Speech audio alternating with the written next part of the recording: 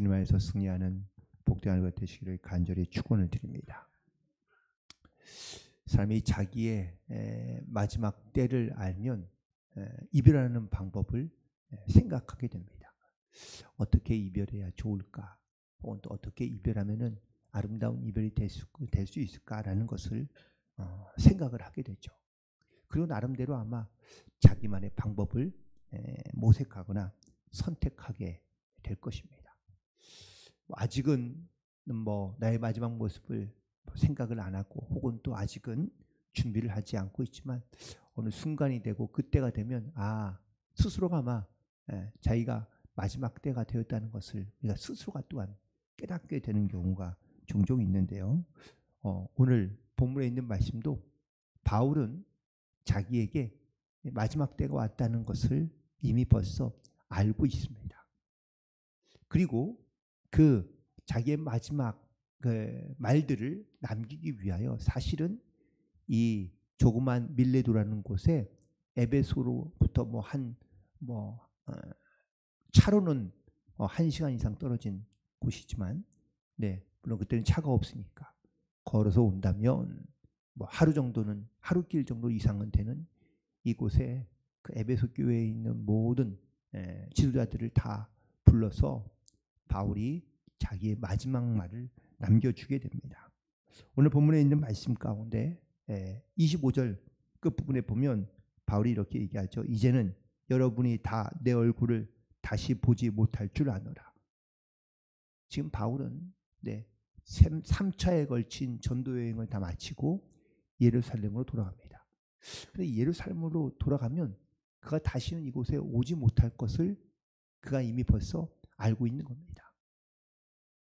그러면서 바울은 자기가 다시 오지 못할 것을 알고 그래서 이 에베소에 있던 모든 교회 지도자들을 불러 지금까지 자기가 어떻게 복음을 전했는지 또 내가 어떻게 살아왔는지 그것들을 다 이야기해 주며 결국 결론적으로는 너희들이 다 나의 본을 본받아 너희도 나와 같이 되기를 원한다 라고 권면하고 있는 것을 보게 됩니다. 그렇다면 앞으로 신앙으로 살아가야 될 그런 신앙인의 길이 무엇인지 오늘 본문을 통해서 바울은 우리 가운데 또한 그 모인 사람들 가운데 말하고 있지만 역시 또한 우리에게도 그런 신앙의 길을 가라고 우리 가운데 말씀해 주고 있는데 오늘 그 말씀을 통해 함께 은혜를 나누고자 하는 것이죠. 먼저는 28절에 있는 말씀을 먼저 함께 보겠습니다. 28절에 있는 말씀 같이 함께 다시 한번 읽도록 하겠습니다. 여러분은 자기를 위하여 또는 온 양떼를 위하여 삼가라. 성령이 그들 가운데 여러분을 감독자로 삼고 하나님이 자기 피로 사신 교회를 보살피게 하였느니라. 아멘.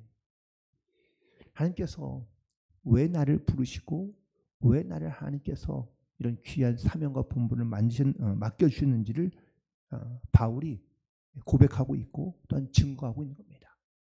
먼저 양떼를 위하여 자기를 위하여 또는 양떼를 위하여 삼가하라 라는 말입니다. 삼가한다는 뭡니까? 조심하라, 경계하라, 주의하라 라는 뜻이죠. 그러니까 우리가 사람을 위하여 혹은 또 사람을 조심하는 것이 아니라 자기 자신과 양떼를 위하여, 즉 이거는 하나님을 기억하고 하나님을 생각하는 믿음을 가지고 살아가야 한다라는 것을 말하고 있는 겁니다. 또한 동시에 성령이 우리를 감독자로 삼았다라고 합니다. 물론 여기에 있는 이 감독자라는 것은 누구를 감시하고 누구를 관리하는 어떤 이런 직책에 있는 것을 말하는 것이 아니라 스스로 교회의 혹은 또 삶의 어떤 리더자로 세운 것을 의미하고 있습니다. 우리가 누군가에게 리더가 되거나 아니면 또한 어떤 그런 어른의 지도자의 위치에 있다는 것은 내가 그냥 내 스스로 그 위치에 혹은 또 그 역할을 감당하는 것이 다가 아니라 성령께서 우리를 세우시고 성령께서 우리 가운데 함께 하신다는 것을 반드시 기억하고 그리고 우리가 신앙인의 길을 걸어가는 그런 믿음의 자세를 가지고 살아가야 한다는 것을 말하고 있습니다. 그리고 이렇듯 특별히 우리에게 주신 사명 가운데 하나님이 자기 피로 사신 교회를 보살피라는 사명을 우리 가운데 주셨다라는 겁니다. 하나님의 교회를 사랑하고 성도를 사랑하고 또한 그 양떼를 위하여 보살피는 그런 마음을 가지고 우리가 살아가는 것이 이것이 바로 신앙인의 본분이며 자세인 것을 바울이 오늘 이 밀라도에 온 에베소 교회의 지도자들에게 성도들에게 부탁하고 있는 겁니다.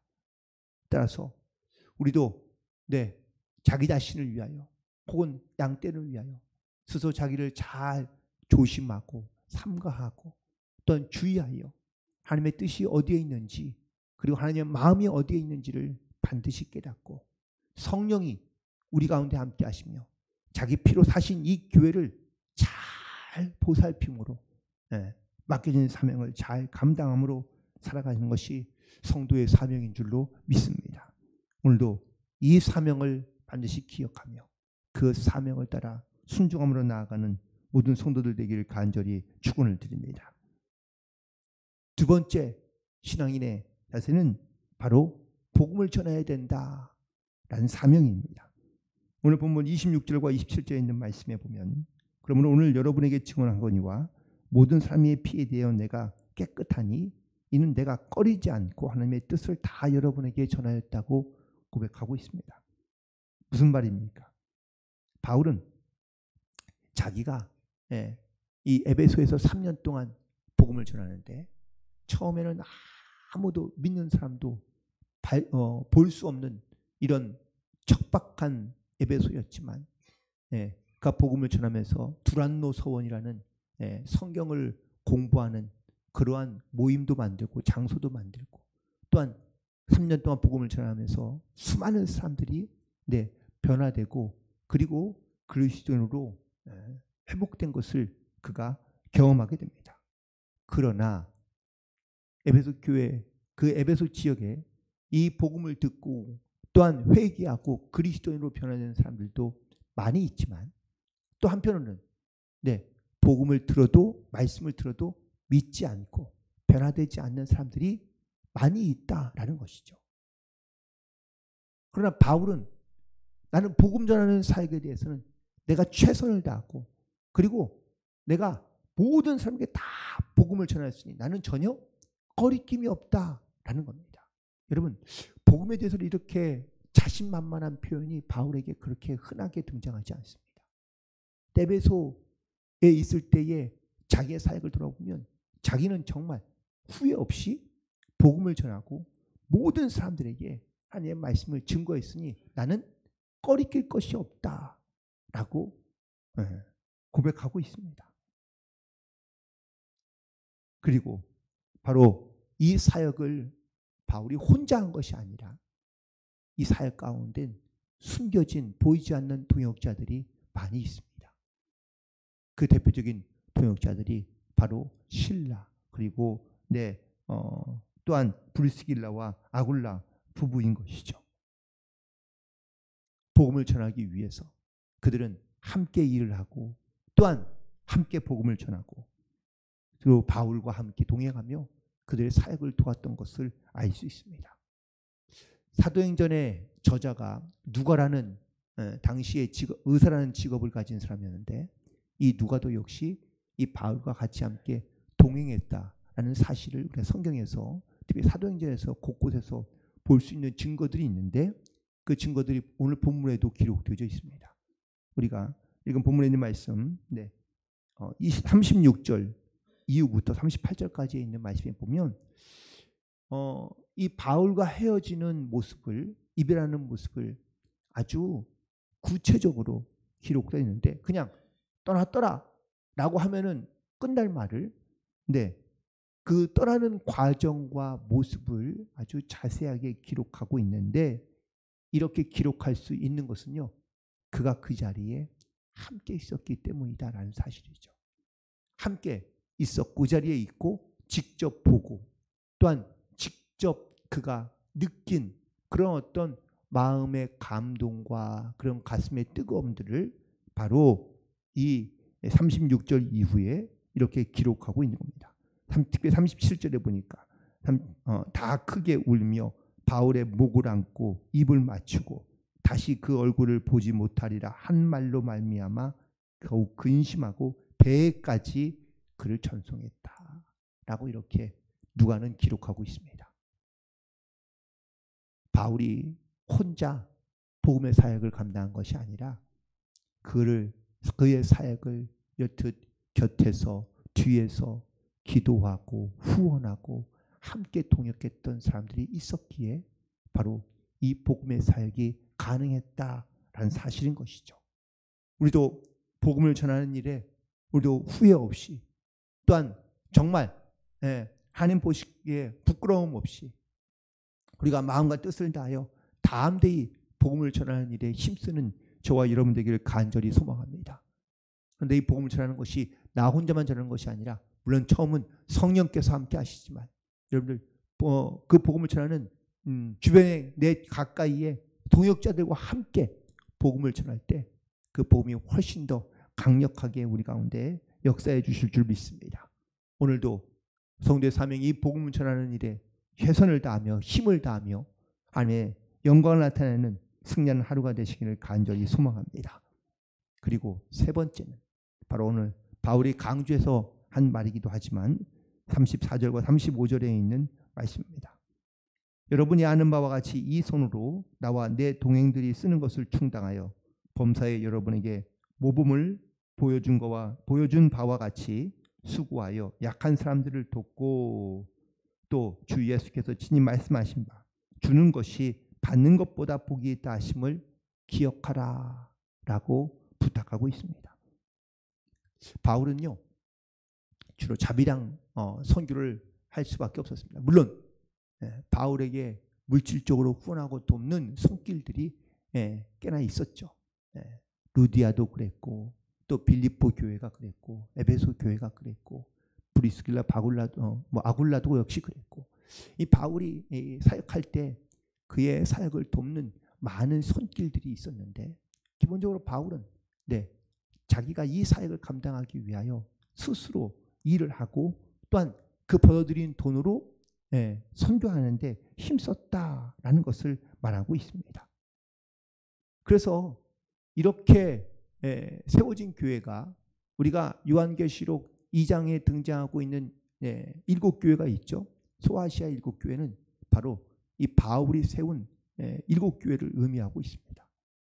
그 7교회가 에베소, 라오디게아, 그다음에 사대, 서머나, 버가모, 두아디라, 빌라델피아 이렇게 7교회가 있는데 7교회 말고도 사실 더 있지만 우리가 대표적으로 알고 있는 이 7교회들이 세워질 때마다 바울은 자기가 일을 하면서 복음을 전하고 그리고 그 복음을 전함으로 말미암아 그 사역에 필요한 모든 어떤 그 재정들을 다 스스로가 또한 동역자들과 함께 충당했다라는 사실입니다.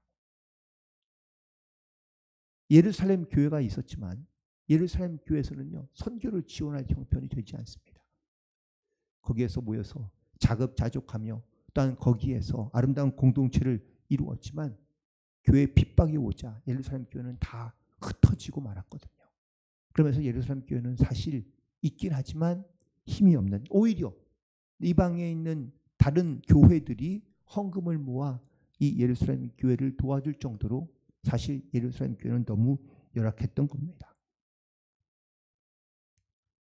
그러므로 이 바울은 복음을 전하며 또한 주의 사명을 감당하면서 누군가의 손길을 기대한 것이 아니라 자기가 그 재정을 충당하며 그리고 그럼에도 불구하고 그 일에 후회 없이 최선을 다하여 복음을 전하는 일로 말미암아 놀라운 하나님의 은혜를 경험하고 특별히 바울이 세운 교회들마다 놀랍게 부흥하게 된 것을 보게 됩니다. 그리고 특별히 이런 본을 제가 보여주면서 내가 너에게 모본을 보여주는데 이 본은 나도 내가 너희들에게 보여주는 것이지만 나도 역시 누군가로부터 그 본을 받았는데 누구로부터 받았다고요? 예수님으로부터 받았다고 고백하고 있는 겁니다. 주 예수께서 친히 말씀하신 바 주는 것이 받는 것보다 복이 있다라는 이 말로 그의 모든 사역을 가늠하고 있는 것을 보게 됩니다. 여러분, 주는 사람이 복될까요? 받는 사람이 복될까요? 네, 우리가 말은 그렇게 하지만 받는 게 훨씬 더 복이 있다고 생각합니다. 세상에서 여러분, 주는 사람이 복이 있습니까? 받는 사람이 복이 있습니까? 네, 세상에서 받는 사람이 복이 있다고 얘기합니다. 우리는 주는 것보다 받는 게 훨씬 더 좋다고 생각하고 그게 훨씬 더 유익하다고, 그게 훨씬 더 기쁘다고 생각하지 않습니까?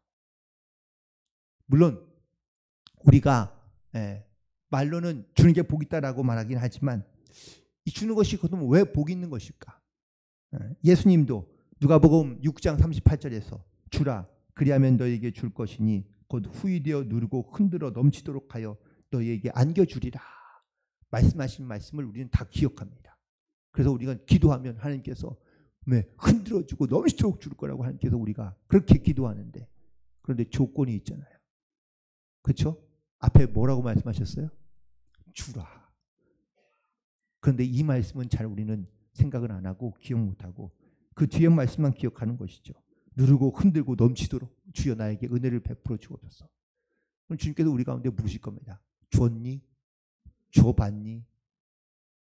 바울은 자기가 가지고 있는 것도 사실은 뭐 많지는 않겠지만 자기가 있는 모든 것을 주면서 또한 내어주면서 그걸 아주 기쁘게 즐겁게 사역했다라고 고백하고 있는 겁니다. 그래서 바울은 주는 것이 복이 있다라는 이 말을 아주 명쾌하게 자기의 삶으로 보여주고 나타냈던 사람이었다는 사실이죠. 그리고 자기의 이 모습을 본받아 내가 너에게 본을 보였으니 너들도 내 본을 따라서 주라, 나누어 주라, 베풀어 주라, 그리고 그리스도의 사랑을 주라, 복음을 전하라 라고 부탁하고 있는 겁니다. 우리는 성경에서 한 말씀들이 대부분 다 우리에게 머리로는 혹은 또 우리가 말로는 우리가 쉽게 고백할 수 있고 말할 수 있습니다. 우리는 대가를 바라기보다는 사실 우리가 거저 주는 것을 좋아합니다. 그런데 우리가 거저 준다는 거에는 보상을 바라는 것이 아닌데도 불구하고 우리는 주면서도 무언가의 보상을 바라고 기대하는 것이 훨씬 더 많다라는 것이죠. 오른손이 한 일을 왼손이 모르게 하라 라고 성경에서 말씀합니다.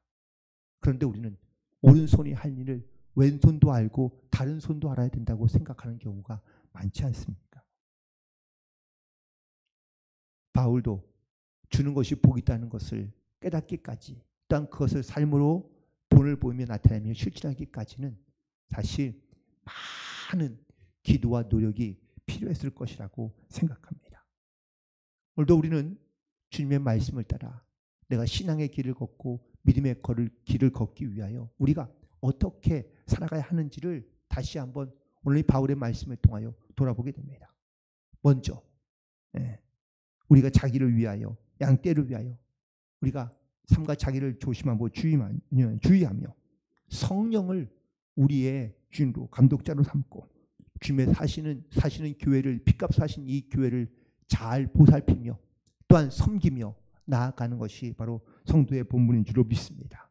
그리고 복음을 전하는 일에 최선을 다하며 후회 없이 복음을 전하고, 특별히 이거 오늘 바울의 고백처럼 주는 것이 복이 있다라는 이 말씀을 우리가 실천하며 우리도 본을 보이며 하나님의 받은 사랑과 은혜에 대하여 감사함으로 베풀며 나누며 또한 증거하는 삶을 살게 되기를 간절히 소망합니다.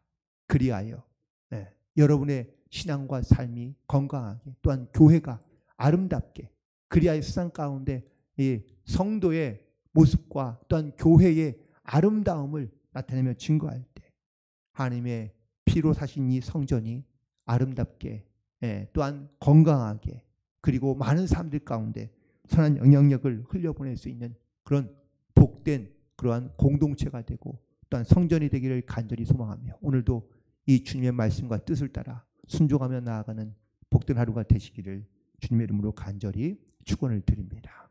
기도하시겠습니다. 성령